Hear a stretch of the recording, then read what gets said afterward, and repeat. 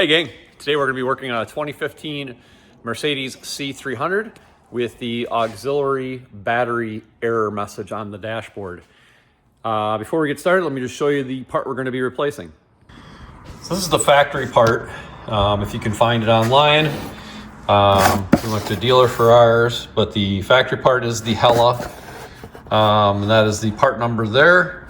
You can find these online at certain places for under $100, so not super expensive. This is what the battery looks like, and it's located up underneath the passenger foot compartment, and we're about to dig in and take a look. This kick panel on the passenger floor side, and to do that, first thing is we're going to remove the cover for the fuse box, and then if you just gently pull up, there's clips that hold this piece in place. Very, very easy to get off. Just gonna put that in the back seat. All right. Next step is we're gonna pull this carpet out and out of the way. You don't need to pull it all the way out. We're just gonna fold it down.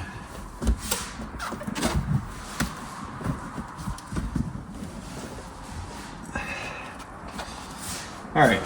Now that we've got that folded out of the way, we're gonna remove the plastic cover, the plastic foot support cover on the passenger side.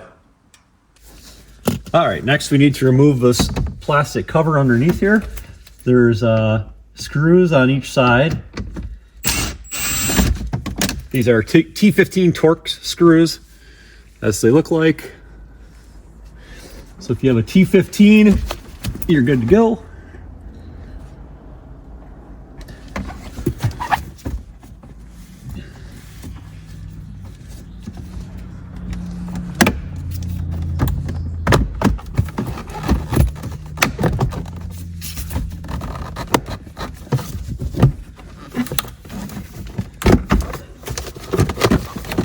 Once that panel is disconnected, you have two clips here and here.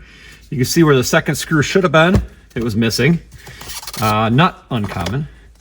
This is your passenger side temp sensor. So we're just gonna unplug that and move it out of the way. And then we have our footwell lamp. We're just gonna unscrew that and pull it straight out.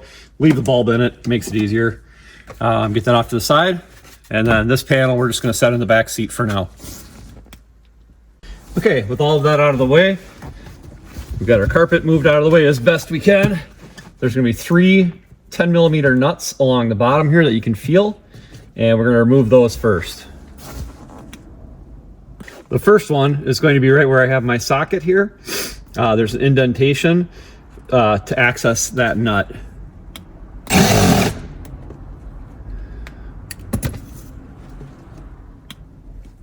Once you remove it, you'll probably want to use a magnet to lift it out of there. Keep the magnet handy, you'll need it again. All right. As you can see, the next nut was all the way to the left, and there's another plastic cutout you'll see down there.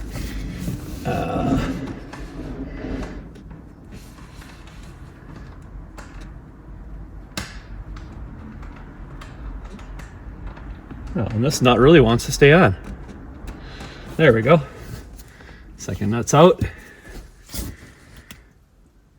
The third nut's pretty easy to access. It's right in that upper corner there. Hopefully my camera's picking that up. But you really shouldn't need a video for this one. It's pretty obvious. Just grab that last screw out of there.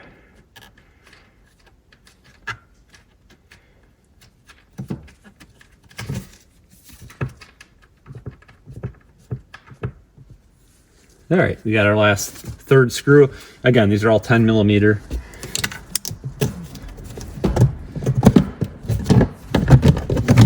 Once you get that out, that last screw, very gently remove this panel. This is the last panel we have to remove before we can get to our battery. All right. So we can now see our battery module is right here. You can remove the electric now, or you can remove it after you take it out. Either way is fine. there's one screw holding it in. It's an 8mm on the top, and on the bottom it's simply hinged into place. So we're just going to remove that 8mm nut. And now we're going to fish it out with our magnet. There it is. And we can pull our battery out. And this one actually looks pretty good. If you see this thing if it looks like it's completely torched, you're gonna want to check your fuses too for this. So there's the old module, where we'll grab our new module and we'll reinstall everything. All right, so installation is the reverse of everything else we just did. So first thing we're gonna do is snap our electrical in place. Once that's snapped in, we're gonna push down our locking tab, and then put this back in the hinge side, put that back on the stud, and we're going to reinstall our 8mm nut.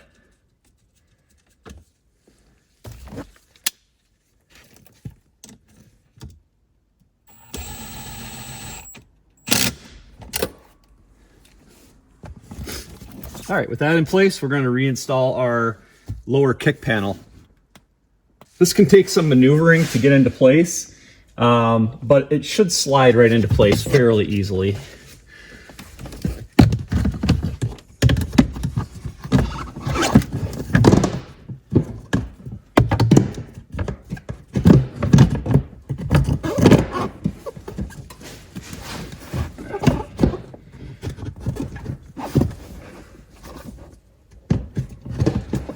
The hard part's finding those studs on the bottom, because you really can't see down in there very well at all.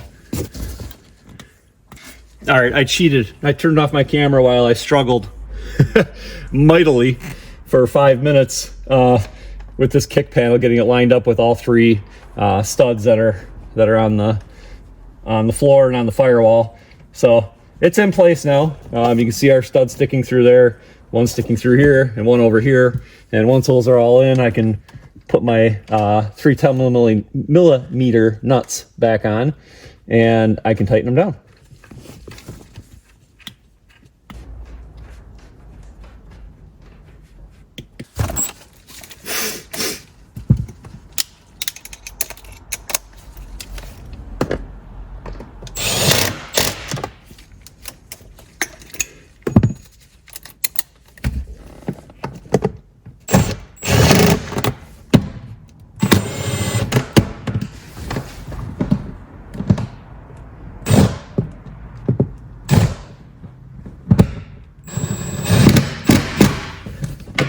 All right, all three of those are tightened down. Now we're gonna put our upper kick panel back into place, which is really fun.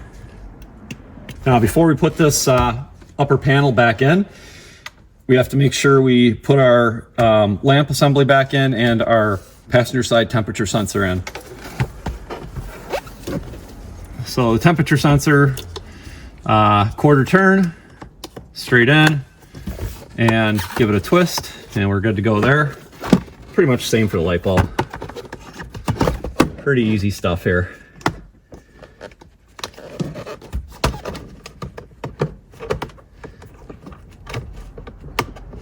All right, those two are in. Now we just have to slide it into place and connect our catches here and put our 10mm bolt back in.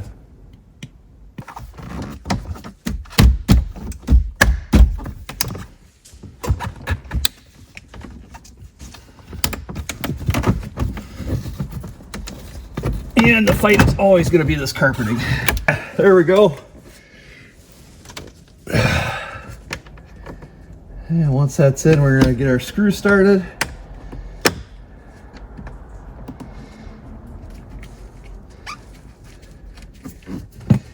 And get our Torx bit.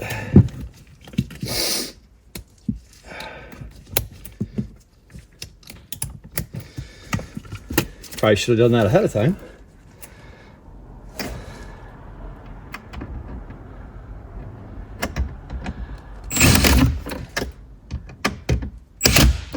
There we go. Then we're going to fold our carpet back into place. not too bad.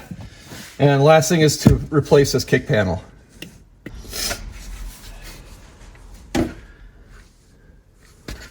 You see there's a plastic hook here that has to go inside of this retention bracket. So let's line that up, get that started. It can be very difficult to get this back into place.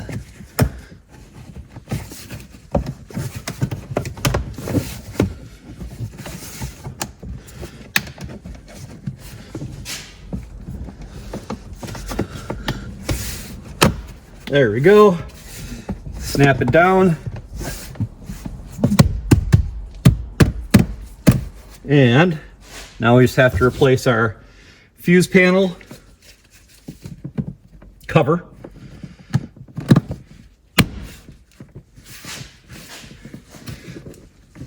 And that's it. This is a 2015 C300.